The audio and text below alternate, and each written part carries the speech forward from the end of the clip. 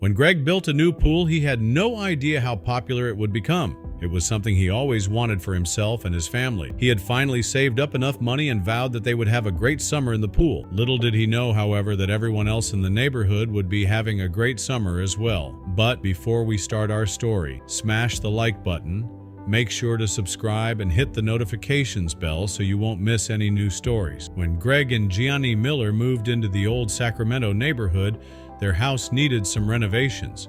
It wasn't much, but there was one thing they really wanted.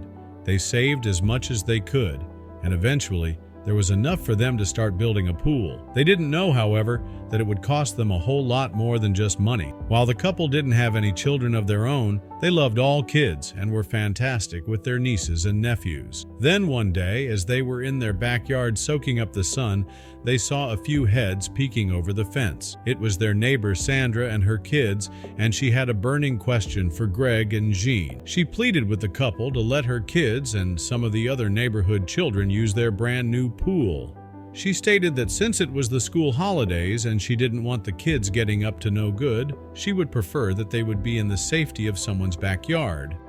But Greg wasn't convinced. After having a talk and much convincing on Jean's part, Greg finally agreed. Besides, they loved kids, and nothing would make them happier to see children having fun. Although they agreed, Greg called everyone to the pool to set some ground rules. He needed them to know that following the rules was important if they wanted to use someone else's property. Greg let the children and their parents know that they were happy to have them use the pool anytime, but they had to abide by one rule. They could swim as much as they liked, but there were no dogs allowed. Greg specifically requested this because the lining of the pool was still fragile and the paws of a dog could tear it. Greg and Jean were proud that their pool attracted so many kids, but were they able to stick to the rule? The sounds of laughter and happiness filled the air as Greg and Jean listened to how much fun the children were having in their pool. But just then, they heard something else, and it made Greg's blood boil with anger. He rushed over to the window and his greatest fears were confirmed. The kids had broken the rule. Greg watched as one of the neighborhood kids sneaked into the backyard with his dog, a large and energetic German Shepherd. He could see the dog jumping into the pool, scratching the pool liner with its sharp claws, and playing rough with the other kids in the water. Greg felt his frustration rise as he had explicitly stated the no dogs rule. He couldn't understand why the kids would disregard his request and bring a dog into his pool. He knew he had to take action. Greg stormed out of the house and marched towards the pool where the kids were playing with the dog. He asked the kids whose dog it was, and one of the boys admitted that it belonged to his family. Greg sternly reminded them of the rule and expressed his disappointment in their disregard for his property. He told them that the dog had to leave immediately and that they were no longer welcome to use his pool if they couldn't follow the rules. The kids reluctantly called the dog out of the pool, and it left with a disappointed whimper. Greg watched as the kids left his property, feeling frustrated and upset. As he looked in the pool, he could clearly see the ripped lining. This was why he didn't want any dogs in the pool, and now he had to pay for repairs. He realized that he needed to find a solution to ensure that his pool remained for his family's enjoyment only. He knew what he needed to do. Although Greg and Jean enjoyed having the children over, they couldn't allow something so expensive to go to ruin. The neighbors had taken advantage of their kindness for too long, and Greg was going to put an end to it. He didn't care if this caused a rift. Greg made a few calls and set his plan in motion. Soon, a large truck parked in front of his house, sparking curiosity among neighbors. They whispered about what was happening, but Greg was preparing for a big reveal that wouldn't sit well with them. Greg installed a tall fence around his backyard, putting up a sign stating the pool was for private use. He knew it wouldn't make him popular, but he was determined to protect his property. As expected, his decision angered some neighbors, leading to tense confrontations. Parents accused him of being selfish, but Greg stood firm.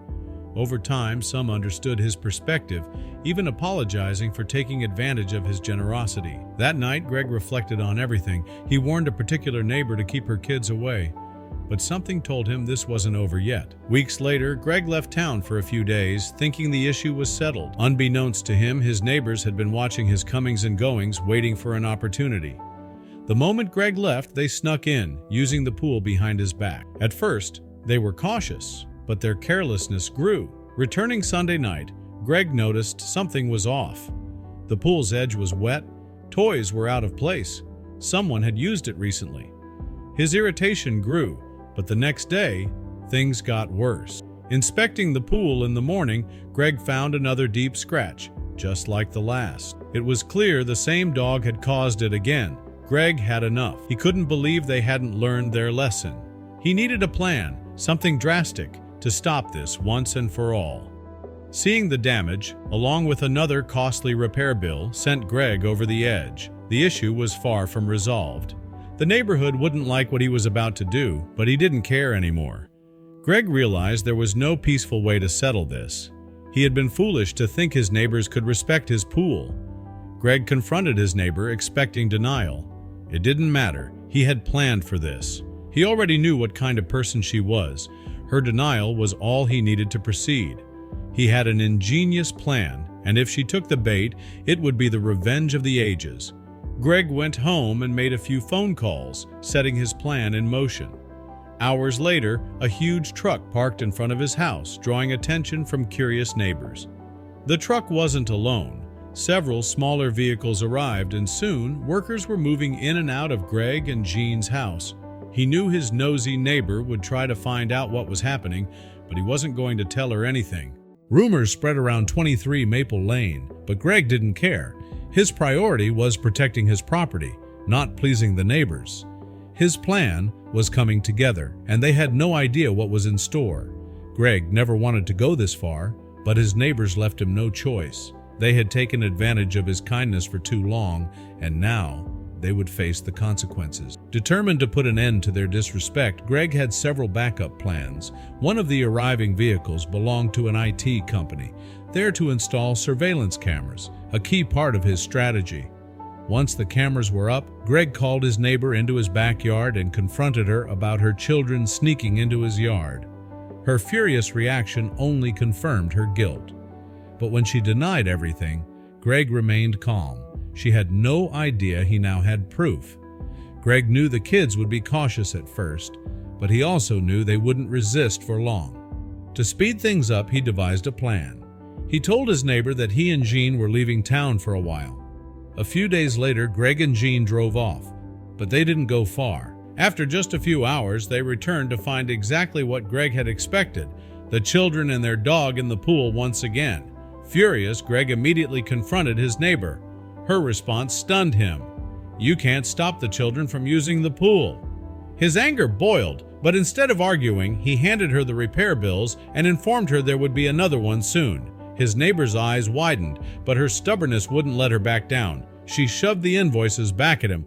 "You can't force me to pay this," she said before calling her children inside. Greg smiled as she walked away. She had played right into his hands. Now, he had what he needed, solid proof from the cameras. With all the evidence in place, Greg went to his lawyer. He had tried to resolve things peacefully, but they refused to cooperate. Now they would face the consequences of their actions. A few weeks later, Greg found himself in small claims court facing his neighbor. He was relieved that she stuck to her story, denying everything, exactly what he had hoped for. She insisted her children never trespassed, nor had the dog entered his yard. Greg handed over a USB stick containing video proof. Her expression changed as the footage played, revealing the truth. The judge ruled in Greg's favor, ordering his neighbor to pay for all pool repairs. While he was glad to recover his money, he wasn't satisfied. He wasn't willing to go through this again. To prevent further incidents, Greg installed a tall fence and a sign warning trespassers. He knew this wouldn't sit well with the neighbors, but he had no other choice. As expected, his decision sparked outrage. Many neighbors, especially the one next door, saw him as selfish and unwelcoming. Some even accused him of being un-American, but Greg didn't let their words sway him. He had to protect his property. Despite the tension, Greg wanted peace. After much thought and discussions with his wife, he considered a compromise. His wife encouraged him to mend things, and he wanted to bring back the sense of community he once loved. Greg proposed a solution. Once a month, he would open his backyard for a community gathering. The kids could enjoy the pool under supervision, and the adults could bond over a barbecue. This way, the pool would be used responsibly and relationships could heal. Over time, many neighbors began to respect Greg's boundaries. They realized he wasn't unreasonable. He simply wanted to protect his property. Some parents even apologized and thanked him for allowing their children to use the pool again.